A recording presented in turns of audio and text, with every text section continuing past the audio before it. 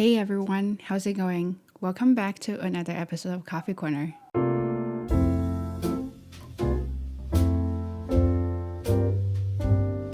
Okay, I know I promised you guys I'm gonna have a reading list of video, but I kind of have the idea that maybe a reading list is too much. Well, I mean, of course, too much for me. But I'm thinking, everybody is doing a reading list, the 10 books you must read, or how many books you can read a week, or you should read a week. I don't want to be that kind of person who gives you anxiety, also gives myself anxiety. So I think, how about just do a book a week or a book a video? So maybe next video I do something else. And in this way, I can share my favorite book with you, and maybe you will get a chance to read the book and let me know how you think about this book. So that's why we're gonna just do one book a time. Okay, so today's book I want to do is my favorite book, Elevation by Stephen King. I love this book, and this is the third time I read this book. I actually read twice on my Kindle, and then I decided to get a paper version so I can actually store somewhere, collect it. I feel good to have a physical book, and that's a very good decision. So I really love it, and the third time I read that, it actually brought me back to how I loved this book. I consider this one as my meditation book, which is weird. If you know Stephen King, all his books are kind of like creepy, freaky, and scary, but this is totally the opposite. This is a book that will bring you warmth to your heart, seriously.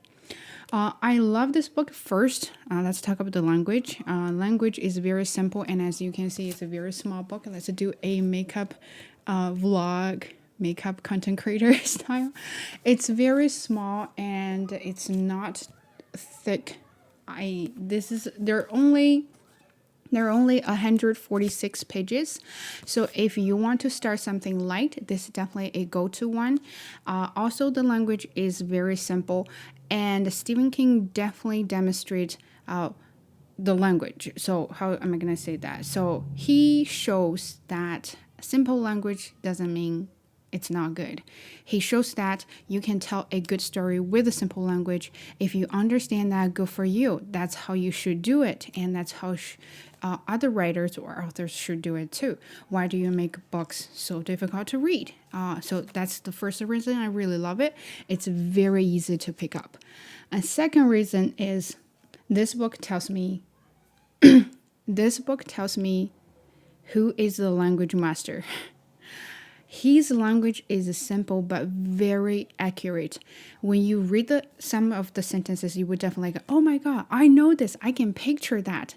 So a lot of his sentences in this book definitely resonate with my feelings and even with my own experience. So I was like, I couldn't write sentences like that. But when I read them, they're not difficult to write. And he somehow figured that out, and he writes your experience or your feelings, emotions on a book, and you read it. How awesome that is, right? So that's the language. And also, this is a book, I said this before, it is my meditation book. Why is that? I know nowadays everything is super fast and people are mostly care about themselves, which you should do it. I care about myself too. But sometimes we kind of lose that part of our humanity that we are a social group. We're in a social group. We should be nice to each other. When is the last time you talked to your neighbor? So think about that. This really brought me back to old times when I was little. I lived in a community area, and where everybody talked to each other. If you didn't have a salt, you actually could go to your neighbor and say, "Can I borrow some salt?" But how many times do we do that nowadays? Not really, right? So I feel like after reading this book, I can be a better person. Not because they're teaching you big like life philosophy or something like that. It's just simple stories kind of touch your heart, and then you're like, life can be that simple, and being a nice person can be that simple too. So how about to just start from a small things. So anyway, let's dive in a little bit. I do have some notes I want to show you guys that I think it's worth reading it. So I have different markers. I know some people probably go crazy if they see I have highlights on the book. I just want to give you an example about the language here. There's a really, really, really kind of touched my heart. So this story is about a guy called Scott Carey. He is a web designer. He works at home. He's an overweighted guy.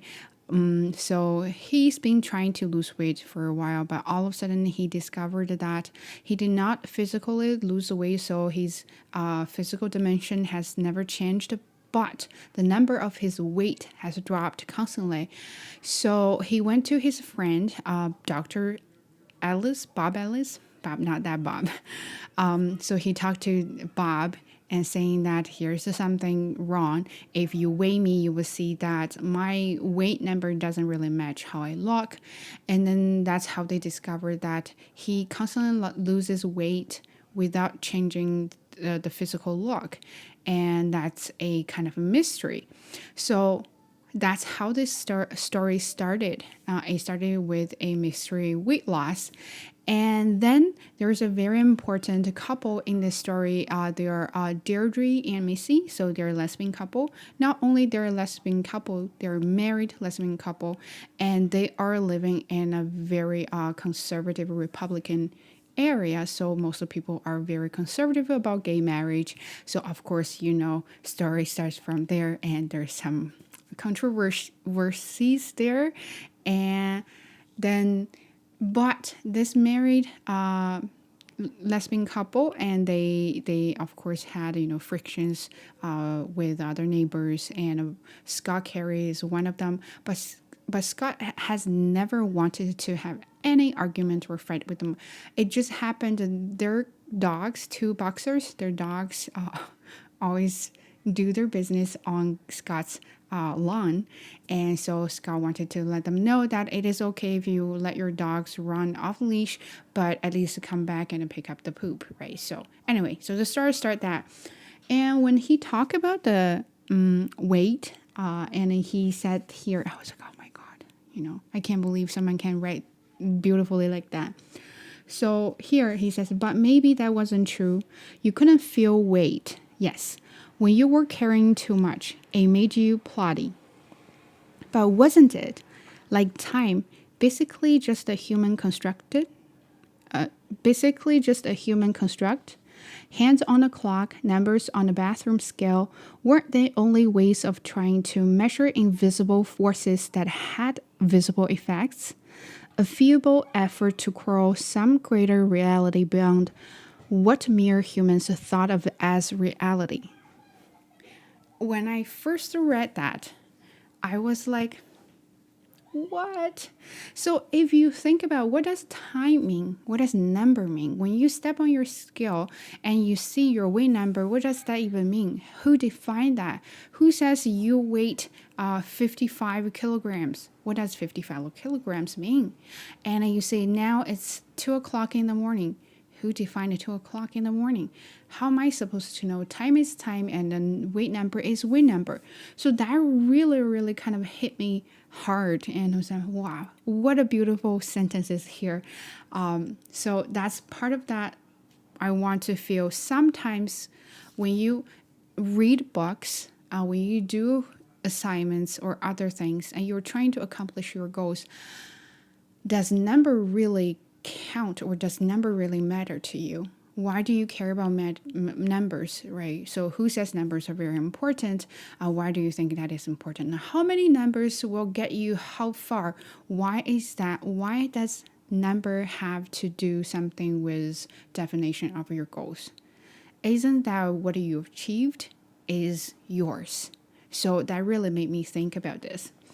And that's that part. And I have another part I feel like it's worth to share is Scott is divorced with his wife, and his wife seemed someone important.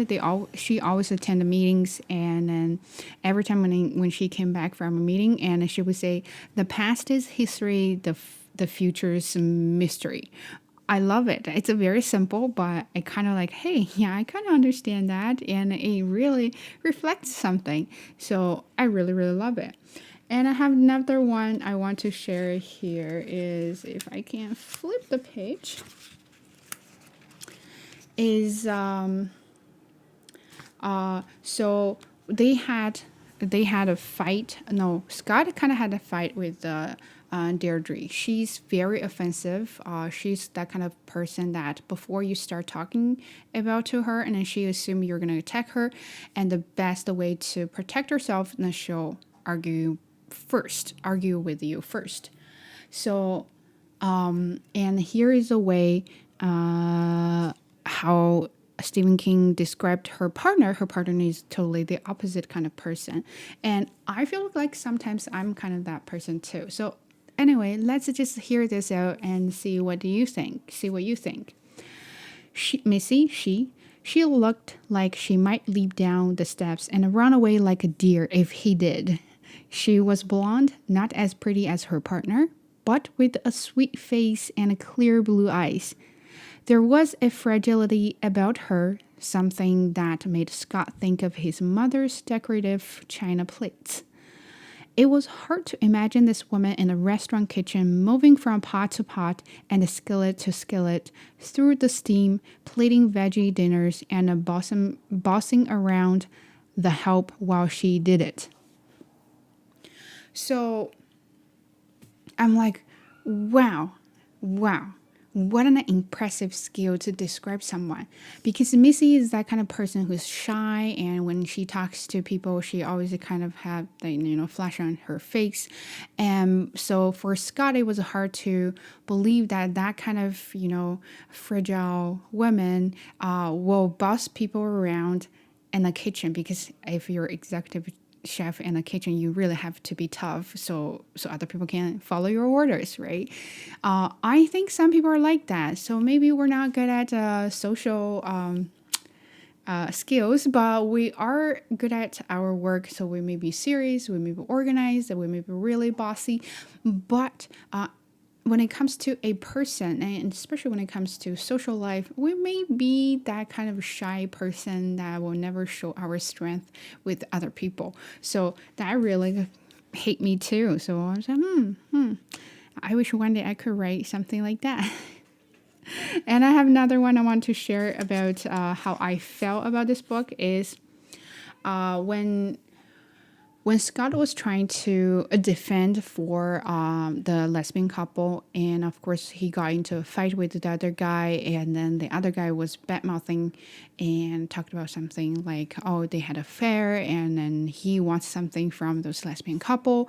So anyway, it's really bad, and then he went back for a marathon race. I don't know if it's called marathon, but anyway, so he went back there, and the other guy was trying to be nice, and so, Scotty, I'm very sorry about what happened to you, and it's hard to do it.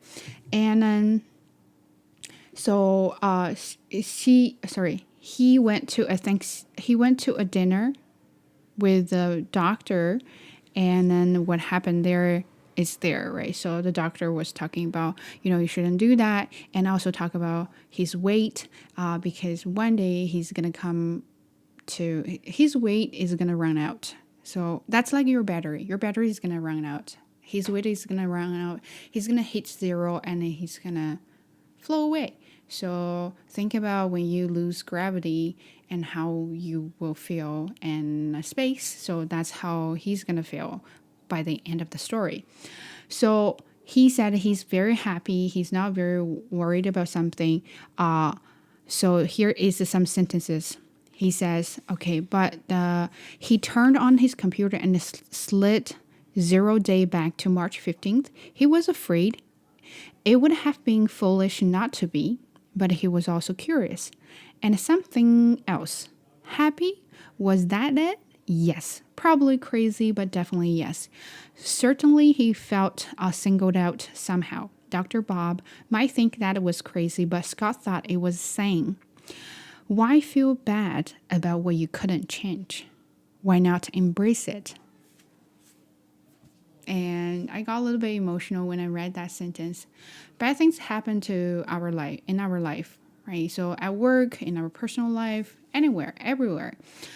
When it happened, can you change it or not? Normally, people would want to would try to change it, and when they can't change it, they of course get frustrated and upset about it.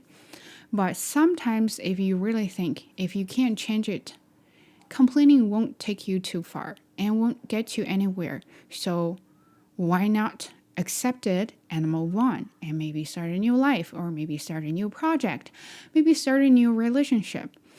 The problem is we can't embrace the unhappy stuff or the difficulties or challenges is we are not feeling letting go of those things. We feel like we could have saved that, but we didn't know how. And then we got frustrated. We felt like we had a chance, but we're just waiting for the chance. When it would come, nobody knows.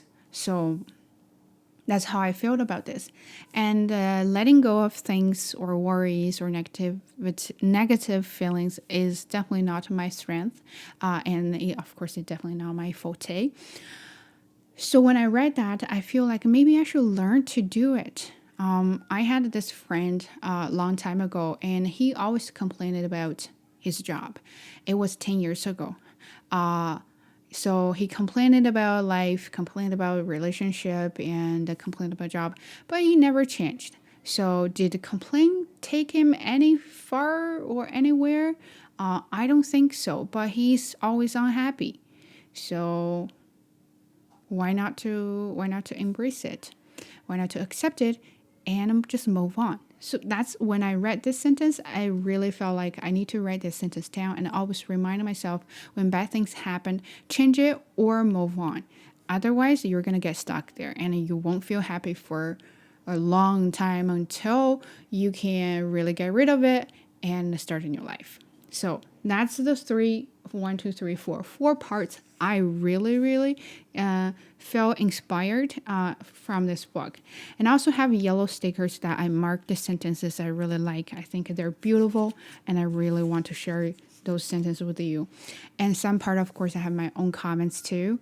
Hopefully the video is still going on, and let me check out the audio. Audio is good too. Okay, good. So we're all good today.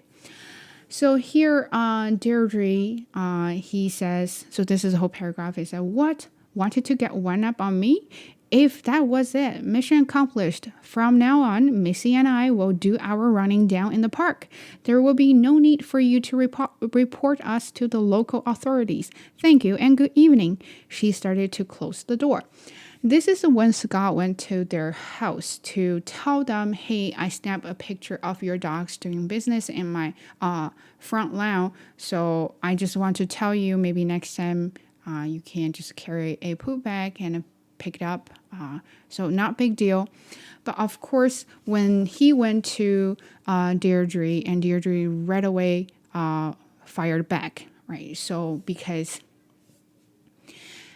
sometimes for some people, a good defense is offense. So when you want to defend yourself, you are going to offend someone first. So it shows you are very tough and strong, and you are hoping to scare people away. That's how I feel about Deirdre. I think one time I was that kind of person too, when people wanted to say something to me and I was too sensitive. So my first reaction is right away I would say, yeah, it's all my fault. Okay, fine, thank you. Now you're happy, right? Don't ever talk to me anymore. So I was like that at one time, and I didn't realize what was wrong with me. And then until I read this part, I feel like, hey, that was me.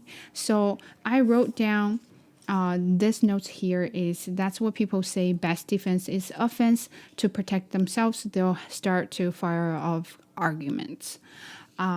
Think about if you have any friends or people you know, or even yourself, you're like this. Before people start talking to you, you right away judge that person first and then judge yourself. And then you started taking everything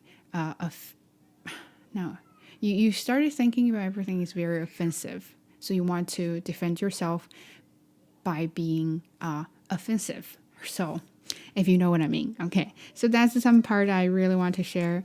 And I think another part I really like is here is Scott. Scott was, of course, coming to apologize, and but Scott wasn't there. So he talked to Missy. I really like Missy. I think Missy is a very soft-hearted girl. So Missy went to see Scott, and then she started her sentence like this: I came to apologize for Deirdre, but I also wanted to explain her. She raised her eyes to his. It took an obvious effort. Her hands were clenched together at the waist of her jeans, but he did it. She's not mad at you, really. So when she went to apologize to Scott, of course she was nervous. And the reason I like this sentence is just because I had a meeting, I will put it here, and you could tell my hands were clenched together, and that's how I learned this word. I was so nervous. I really needed to do it. It took me a lot of effort and courage to start talking, and same thing for her too. When I read that, right away I resonated with her experience. So I said, I taken an obvious effort. Of course, her hands were clenched together. So that was me. So I like this. And I feel like a lot of sentences Stephen wrote here were kind of like my experience. So someone wrote a journal for me.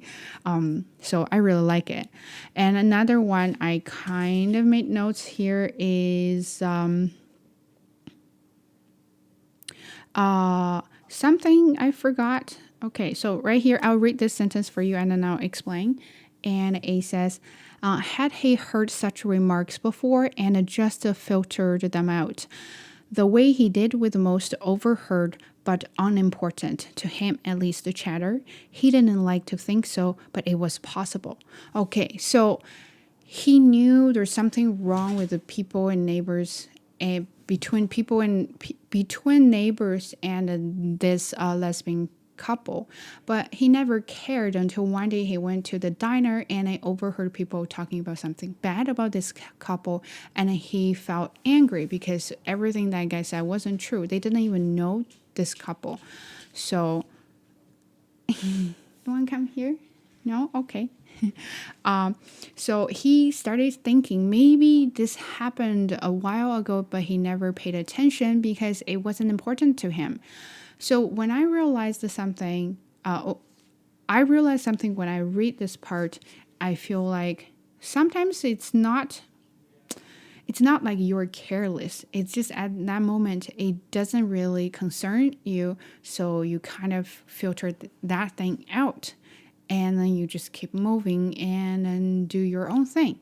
And another sentence is when he described Deirdre, and I think that's another wonderful sentence to describe people. Really, if you are learning to write English or write a novel or any stories in English, this is definitely a good book that you can use to imitate.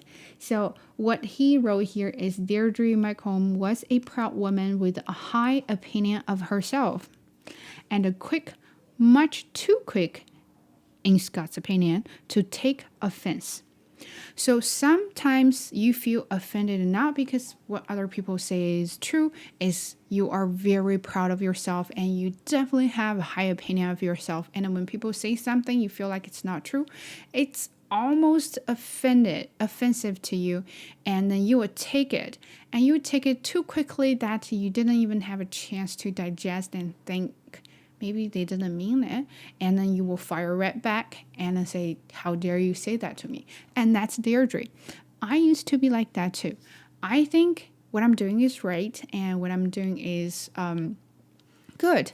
So when you say something bad, right away I feel like super offended. How can you do that to me? How dare you say that? Who are you?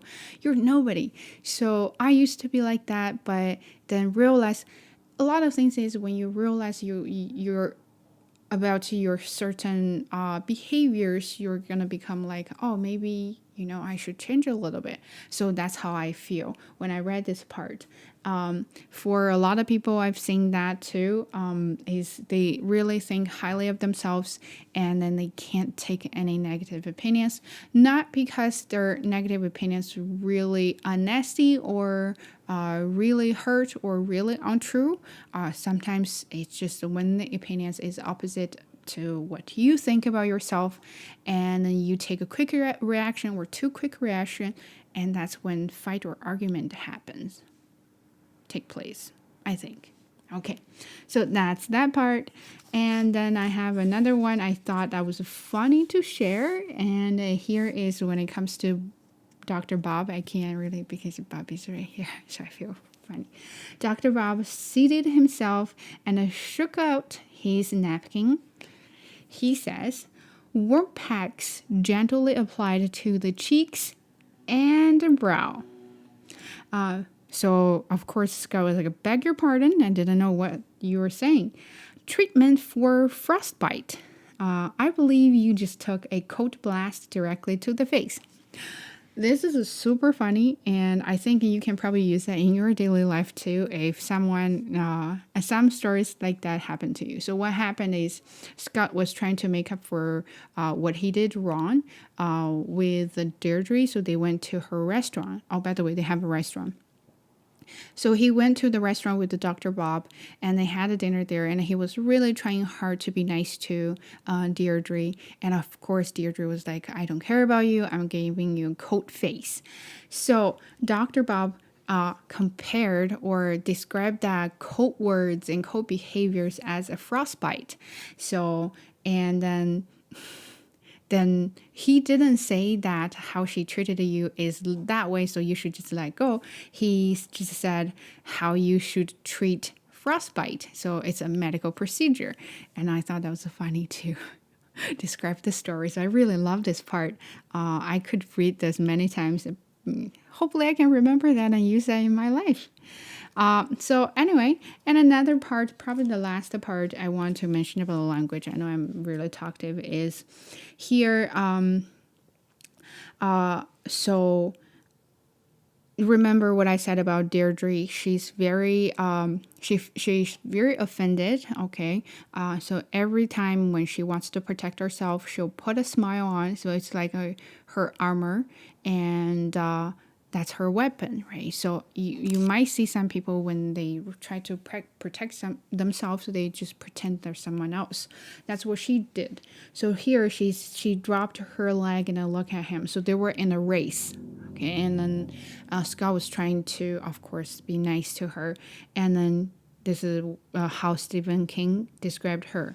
So the smile appeared as predictable as sunrise in the east. It was her armor. There might be someone behind it who was hurt as well as angry, but she had determined no one in the world would see that. Except, perhaps, for Missy, who was not in evidence this morning. Okay, so for this paragraph, she's trying to hide another herself, which is very hurt and angry, and she didn't want anyone to see that. How can she hide that one? She decided to put on a smile, and every time when she's trying to defend or she's trying to armor up, she just put a smile on. That's how she described it. So anyway, in this story right here, they were in a race and she was trying to win the race so they could come to her restaurant, or at least she could prove a point that we're lesbians but we're also human beings. We're no difference from the rest of the world. But then Scott, of course, because her weight has been dropped so drastically and he's just light and all he can feel is muscles and not the heavy fat. So she went there to say that let's bet. If I win you, we're gonna be nice neighborhood. I know we're not gonna be friends, but we can be nice neighborhood. Like if I go to you, borrow some salt, you can come to my house and borrow a stick of butter. So she was like, psh, there's no way you can beat me. Look at your shape. So that comes to another thing I learned from this book is called judgmental. People, that's kind of like a nature of human beings. We judge people. I judge people too. Sometimes it's hard when you look at the person, how they behave or how they talk, and even how they dress up is some kind of signs to us that this is certain types of person. And before you get to this person, you already have your opinions or comments on this person, so that can be judgmental. And sometimes how do you know that? So and that backs to a book I read last time. It's Talking to Strangers. So there, especially when you don't know this person, they're relatively unfamiliar to you or strange to you, and the way you know it is by the look and the behavior and the talk. And sometimes those kind of things can mislead you to another direction. That's why if you can take time to get to know this person before you give your judgment or before you give your comments, that may avoid a lot of fights. I don't know, right? So that's something I learned from here too. They all judge people. I mean, Scott was judgmental too. He never cared about those lesbian people. He just assumed that they did that, so they let their dogs poop on his lawn on purpose. So of course he went to talk to them, and then Deirdre thought he was one of those people and came to harass lesbian couples. And Deirdre also thought that you're a fat person. There's no way you can run the race. And a lot of people around the neighborhood had judgmental comments or thoughts or even ideas about the marriage couple. That if you're a lesbian couple, it's okay because that's your personal things. But if you're saying that you're a married lesbian couple, then that really bothers them. So they started judging those people. They think they're evil, and they think the lesbian couple is evil, and then they should not be here. And when it comes to the race, and a lot of people, of course, judged Scott by his weight, right? So everybody said nasty things to him, like in a joking way. So says, "Oh, look at your weight. You're gonna be running with the kitties, and you're gonna be the last one, or you're gonna have a heart attack." And nobody believed that he could win the race. Which he almost did. But he not like a gave up, but he helped Deirdre during the race and let her really win the test. And of course, at the end, their restaurant survived. So it's that simple, that how you can be nice to someone, even though they hurt you, they're trying to offend you, or they don't believe you. But if you think it's worth your time or effort to be friend, to help someone out, and then you shouldn't care about what other people think. If you think what other people think is important, then you should not step up and help that person. So sometimes you just can't do both. That's what I learned. I remembered at work, I'm always that kind of, if I don't smile, I look very cold-hearted bitch. My colleague, I really love her. When she first started the job, she saw me and helped her a lot. And then she's like, "I want to be friend with you, but I know you don't want to be friend with me." I have no interest in making friends. I don't know. So she was kind of like Scott. She was really trying hard, and trying to get close to me. And then we finally became friends. But she said, "Well, other people didn't want to. That's their business, but I want to be friend with you, so I make a step." And that really, I don't know, inspired me a lot too. I think if you want to do something, you go ahead and do it. What other people say definitely will affect you. I cannot say, "No, don't care about them." Oh, there's no way. Tell me about it. I'm the one who really knows how that feels. But sometimes focus on your goal if this is where you really want, and what other people think. You have to either let them go or change it if you can. So that's what that is my opinion about this book. I didn't really summarize the book well, so you might have to go read the book by yourself, but I really love this story. By the end of the story, his weight finally reached to 0, and then he flew away. So his friends, the lesbian couple, they were watching him gone, and sorry, um, Also, this is a book made me cry. Even by talking about it, made me cry. So it's really, really lovely, and of course made you cry. And I remember the first time I read that, it was on the bus and I was crying like a baby. So people were like, are you okay, is everything okay? And I felt embarrassed, but also felt really warm because people on the bus cared about me. I love that. So he was gone, but people started realizing that try not to judge people before you know them. Be nice to everyone. If they hurt you, think about why they hurt you, and then if they're not worth your friendship, then you should just go away, or you should get rid of them and let them go away. So that's why I feel this book is my meditation book. So I gotta check my camera. I don't want to shut up. I think I still missed a couple of clips. So here is a letter from Missy. So I really want to read it, and I hope I can get that on video too. I may have some stutters there, but hope you will pardon me. So here says the following day after the race, he got an email from Missy Donaldson. Missy says, I told Dee Dee is Deirdre. I told Dee Dee I wanted to go with her and be there at the end. We had quite an argument about it. I didn't give in until she reminded me about my foot and how I felt about it when I was a young girl. I can run now. I love to run. But I was never a competition runner like Dee Dee, because I'm only good for short distances. Even after all these years, I was born with the Talip's equinovarus, you see, which is more commonly known as clubfoot.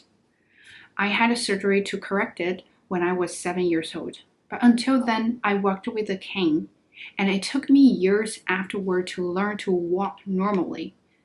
When I was 4, I remember this very clearly. I showed my foot to my friend Felicity. She laughed and said it was a gross, ugly, stupid foot.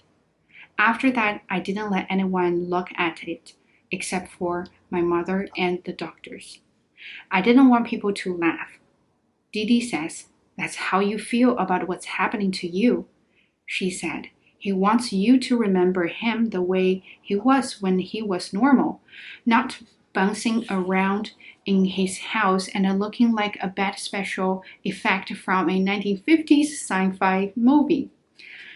Then I got it, but that doesn't mean I like it or that you deserve it. Scott, what you did the day of the race made it possible for us to stay in Castle Rock. Not just because we have a business here, but because now we can be a part of the town's greater life.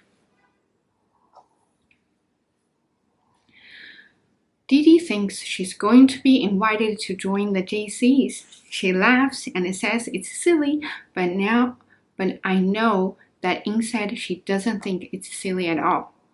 It's a trophy, the same as the one she got in the races she won. Oh, not everyone will accept us. I'm not so silly or naive as to believe that. Some will never come around, but most will. Many already have. Without you, that never would have happened.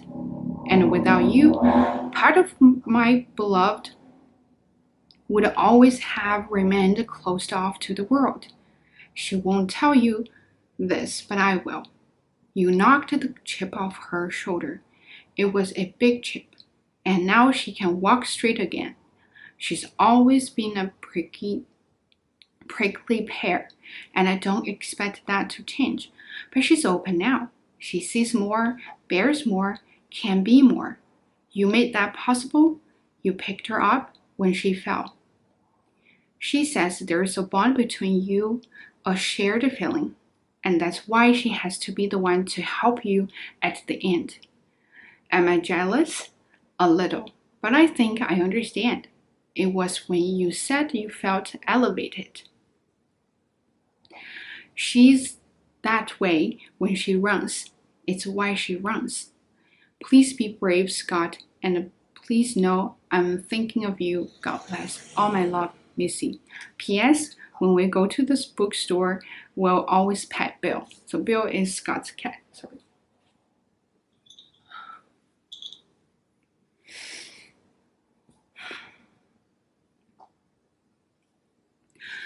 So I love this book. I can't stop crying every time when I read that letter. It's just, you never know. Part of your kindness will change someone's life, and part of your kindness will change someone's behaviors, and part of your life, kindness will change this person's belief in other people. So that's why I think it's very important to be a nice person. It's very important to have less judgmental comments on other people and focus on the kindness, the bright side, and focus on yourself. So that's why I highly recommend this book. If you have access, please read this book and let me know how you feel about it. And I hope you really like this video, and I'm gonna head out and go cry by myself. Anyway, stay tuned and take care. Bye.